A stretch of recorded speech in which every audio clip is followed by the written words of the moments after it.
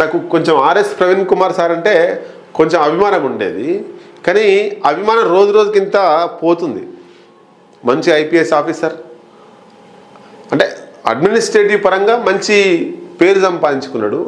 BSP party అంటే VRS తీసుకొని volunteer retirement service తీసుకొని పదవి కాలం ఉండగానే వచ్చి బీఎస్పీ పార్టీలోకి వచ్చిండు.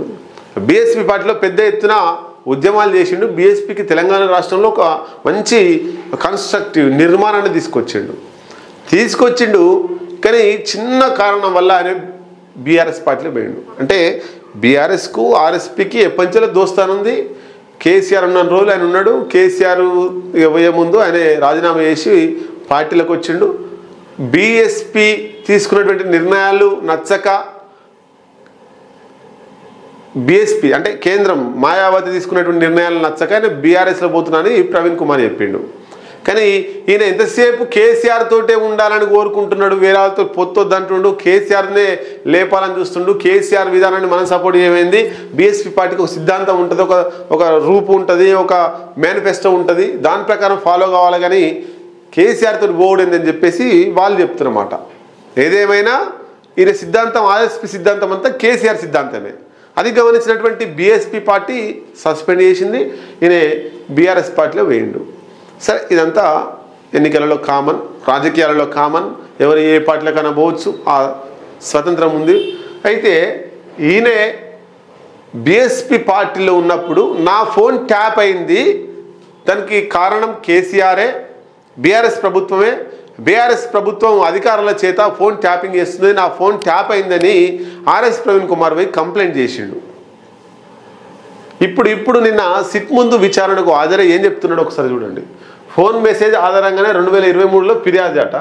సిట్ అధికారులకు ఆర్ఎస్ ప్రవీణ్ స్టేట్మెంట్. ప్రత్యర్థులపై సీఎం సిట్ ప్రయోగిస్తున్నారు.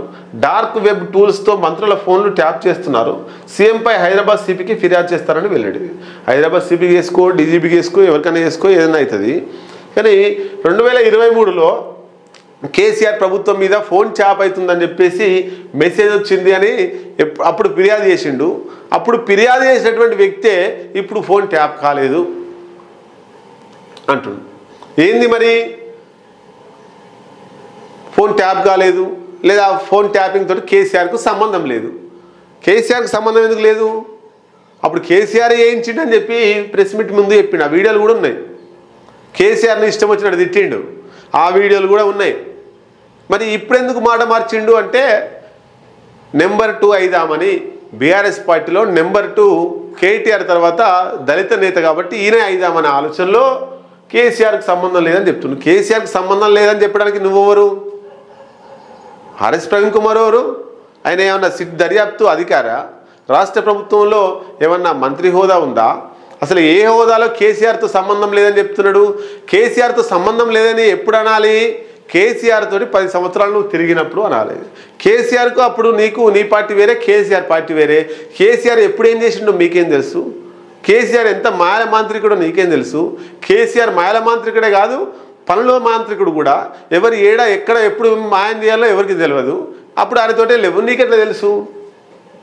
ఒక డ్రామా. అప్పుడు ఫోన్ ట్యాపింగ్ జరిగిందన్నది ఆర్ఎస్ ప్రవీణ్ కుమారే, ఫోన్ ట్యాపింగ్తో కేసీఆర్కు సంబంధం లేదనేది ఆర్ఎస్ ప్రవీణ్ కుమారే. సిట్ దర్యాప్తు అధికారిగా అవతారం ఎత్తింది పోలీస్ ఆఫీసర్ అనుకుంటుండా లేకపోతే రాజకీయ నాయకుడు అనుకుంటా ఆర్ఎస్ ప్రవీణ్ కుమార్? ఏదేమైనా రాజకీయంగా ఏ పార్టీ అన్నా మారొచ్చు, ఏదన్నా చేయొచ్చు, కానీ విధానం ఉండాలి, ఒక మాట పద్ధతి ఉండాలి. ఒక మాట మాట్లాడితే అది ఏ పార్టీలకు పోయినా ఆ మాట కట్టుబడి ఉండాలి. అది రాజకీయం అంటే. కానీ ఆర్ఎస్ ప్రవీణ్ కుమార్ మీద ఉన్నటువంటి అభిమానం రోజు రోజుకి ఇంత తగ్గి అసలు అని పక్కన పెట్టాలనే ఆలోచనకు వస్తుంది నాకైతే. అభిమానం ఆయన మీద ఉండే, మంచి నాయకుడు, ఆర్ఎస్పీ సిద్ధాంతం గల వ్యక్తి అనేటువంటిది అనుకున్నాం. కానీ ఆయన సిద్ధాంతాన్ని తప్పి వ్యక్తి పూజ చేస్తున్నాడు. ఎప్పుడైనా పార్టీలలో పార్టీ సిద్ధాంతం, పార్టీ నాయకత్వం, పార్టీ తీసుకున్నటువంటి నిర్ణయం ప్రకారం పోవాలి తప్ప ఈ వ్యక్తి పూజ చేసుకుంటూ ఉండకూడదు, వ్యక్తుల జపం చేసుకుంటూ ఉండదు. అది చాలా ప్రమాదకరం.